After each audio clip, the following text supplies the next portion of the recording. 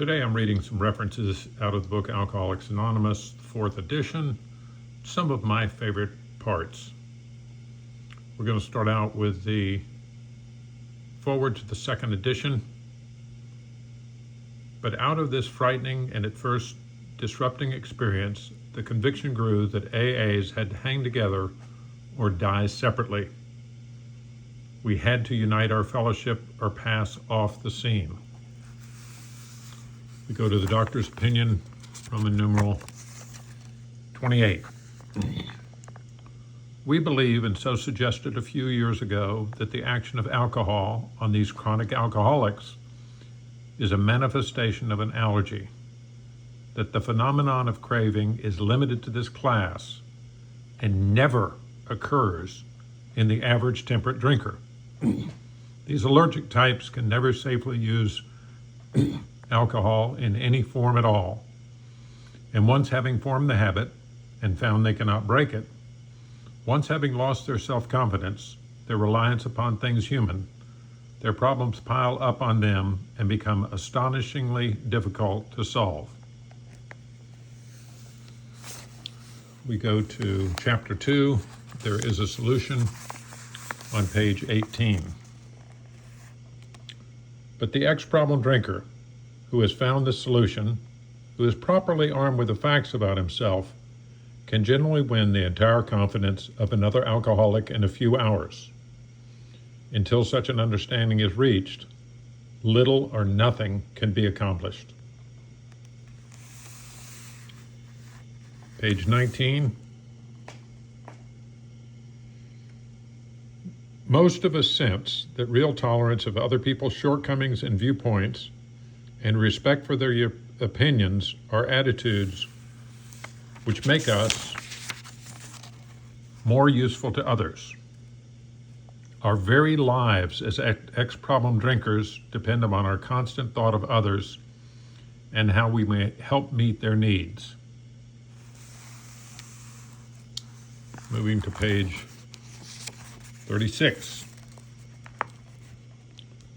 Suddenly, the thought crossed my mind that if I put an ounce of whiskey in my milk, it couldn't hurt me on a full stomach. I ordered a whiskey and poured it into the milk. I vaguely sensed I was not being any too smart, but felt reassured as I was taking the whiskey on a full stomach. He had much knowledge about himself as an alcoholic, yet all reasons for not drinking were easily pushed aside in favor of the foolish idea that he could take whiskey if only he mixed it with the milk. On the chapter 2 agnostics on page 44, if when you honestly want to, you find you cannot quit entirely, or if when drinking you have little control over the amount you take, you're probably alcoholic. If that be the case, you may be suffering from an illness which only a spiritual experience will conquer.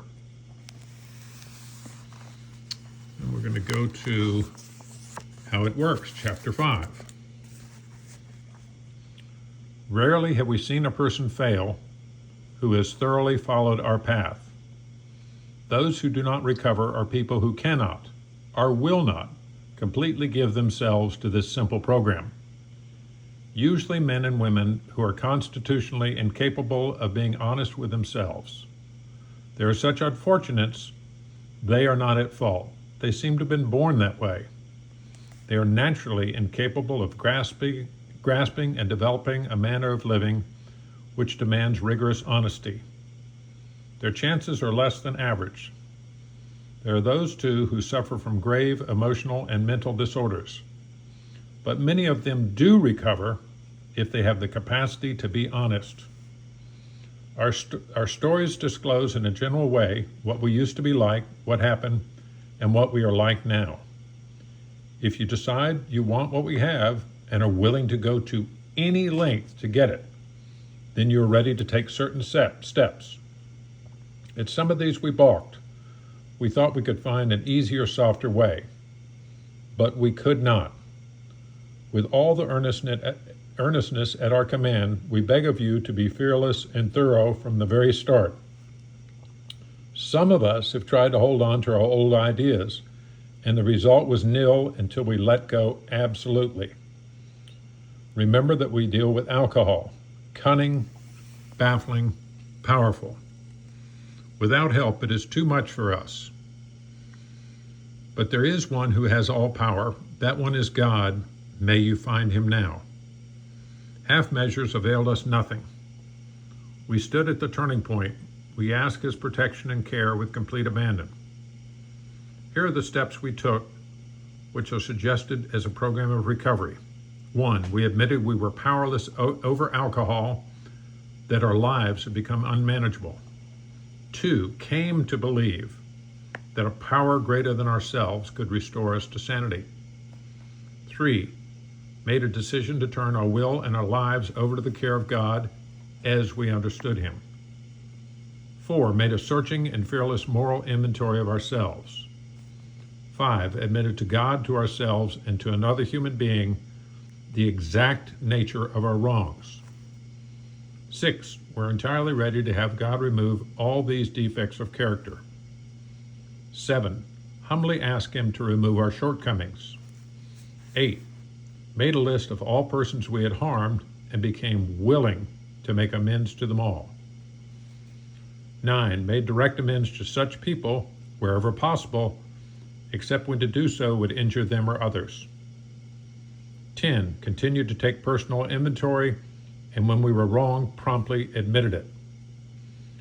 11, sought through prayer and meditation to improve our conscious contact with God as we understood him, praying only for knowledge of his will for us and the power to carry that out. 12, having had a spiritual awakening as the result of these steps, we tried to carry this message to alcoholics and to practice these principles in all our affairs. But many of us exclaimed, "What an order, I can't go through with it." Do not be discouraged. No one among us has been able to maintain anything like perfect adherence to these principles. We are not saints. The point is that we are willing to grow along spiritual lines. The principles we have set down are guides to progress. We claim spiritual progress rather than spiritual perfection. Our description of the alcoholic, the chapter to the agnostics, and our personal adventures before and after make clear 3 pertinent ideas. A, that we are alcoholic and could not manage our own lives. B, that probably no human power could have relieved our alcoholism. And C, that God could and would if he were sought. Okay, we're going to page 86. Whoops, wrong page.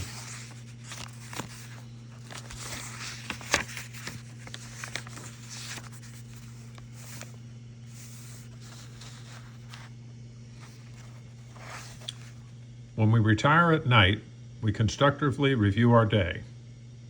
Were we selfish, dishonest, or afraid? Do we owe an apology? Have we kept something to ourselves which should be discussed with another person at once? Were we kind and loving toward all? What could we have done better? Were we thinking of ourselves most of the time? Or were we thinking of what we could do for others? Of what we could pack into the stream of life? But we must be careful not to drift into worry, remorse, or morbid reflection, for that would diminish our usefulness to others. After making our review, we ask God's forgiveness and inquire what corrective measures should be taken. On awakening, let us think about the 24 hours ahead. We consider our plans for the day. Before we begin, we ask God to direct our thinking, especially asking that it be divorced from self-pity, dishonesty, or self-seeking motives. Under these conditions, we can employ our mental facilities with assurance, for after all, God gave us brains to use. Our thought life will be placed on a much higher plane when our thinking is cleared of wrong motives. In thinking about our day, we may face indecision. We may not be able to determine which course to take. Here we ask God for inspiration, an intuitive thought or decision. We relax and take it easy. We don't struggle. We are often surprised